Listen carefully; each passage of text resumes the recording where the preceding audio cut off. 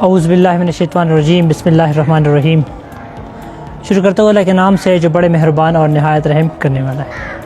میرے محترم اساتذہ کرام اور میرے ہم سفر دوستو، آپ سب کو وجاہت خان کی طرف سے دل کی عطا گہرائیوں سے السلام علیکم ورحمۃ اللہ وبرکاتہ۔ جیسے کہ آپ سب کو معلوم ہے کہ ہمارا آج کا جو ٹاپک ہے، سب سے اہم ترین ٹاپک، کہ کیا پاکستان کو فلسطین کی حمایت کرنی چاہیے۔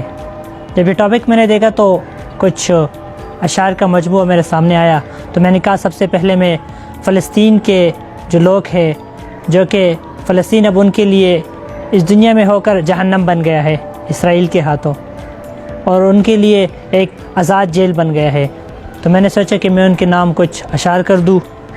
تو کسی نے کیا خوب کہا ہے کہ ہاں آج پھر جینے کو من کرتا ہے، کہ ہاں آج پھر جینے کو من کرتا ہے، کچھ کرنے کو من کرتا ہے۔ وہ زلف کی گنی چاہو وہ آنچل کا لہرانا، وہ زلف کی گنی چاہو وہ آنچل کا لہرانا، پھر تھوڑا سا مسکرا کے اور آنکھ کا چرانا۔ ظلم کے اندھے ساحل میں بدحالی کے اس عالم میں، ظلم کے اندھے ساحل میں بدحالی کے اس عالم میں، کچھ کرنے کو من کرتا ہے، کچھ کرنے کو من کرتا ہے۔ کاش میں لٹا پاؤں ننھے ننھے ہاتھوں کو، کاش میں لٹا پاؤں ننھے ننھے ہاتھوں کو، وہ قلم کا پکڑنا، وہ مٹی کا کھلونا۔ ہاں میں کچھ کمزور سہی، ہاں میں کچھ بے بس سہی، ہاں میں کچھ کمزور سہی، ہاں میں کچھ بے بس سہی، ہاں میں کچھ لاچار سہی، پر دل تو میرا زندہ ہے، پر دل تو میرا زندہ ہے، کچھ کرنے کو من کرتا ہے۔ شکریہ۔ جیسے کہ آپ سب کو معلوم ہے کیا ہمیں فلسطین کی حمایت کرنی چاہیے، جیسے کہ میں نے جب یہ ٹاپک پڑھا تو میرے دماغ میں ایک بات آئی۔ دیکھیے، اگر میں خود اسٹیبل اسٹریس میں ہوں، اگر میں خود پریشان ہوں، اگر میں خود ڈس اپوائنٹڈ ہوں، اگر میں خود موٹیویٹڈ نہیں ہوں، تو میں کسی دوسرے کو پھر کیسے موٹیویٹ کروں گا؟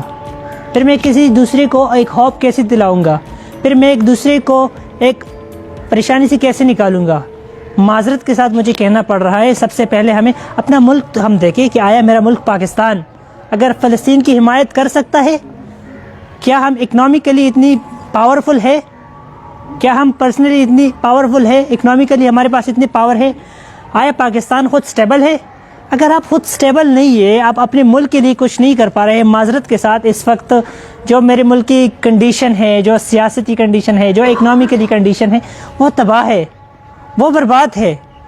وہ ایک شاعر نے کیا خوب کہا ہے کہ حیران ہوں کہ ایک بھی گواہی نہ مل سکی، حیران ہوں کہ ایک بھی گواہی نہ مل سکی، حالانکہ ایک ہجوم میں مارا گیا ہے مجھے۔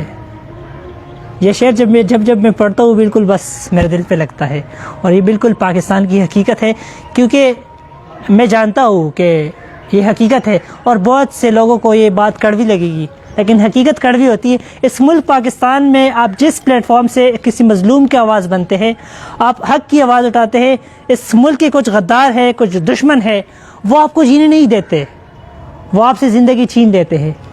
دیکھیے 9 مئی کا وہ لگا ہوا ہے، کوئی مذمتیں کر رہے ہیں۔ دیکھیں، جب 9 مئی کے واقعات میرے سامنے آ جاتے ہیں نا، تو کچھ سوالات میرے ذہن میں آ جاتے ہیں، اور میں جانتا ہوں کہ اگر وہ سوالات میں نے کسی بھی پلیٹ فارم پہ کیا، شاید میری زندگی بھی خطرے میں پڑ جائے، مجھے اس کی پرواہ نہیں۔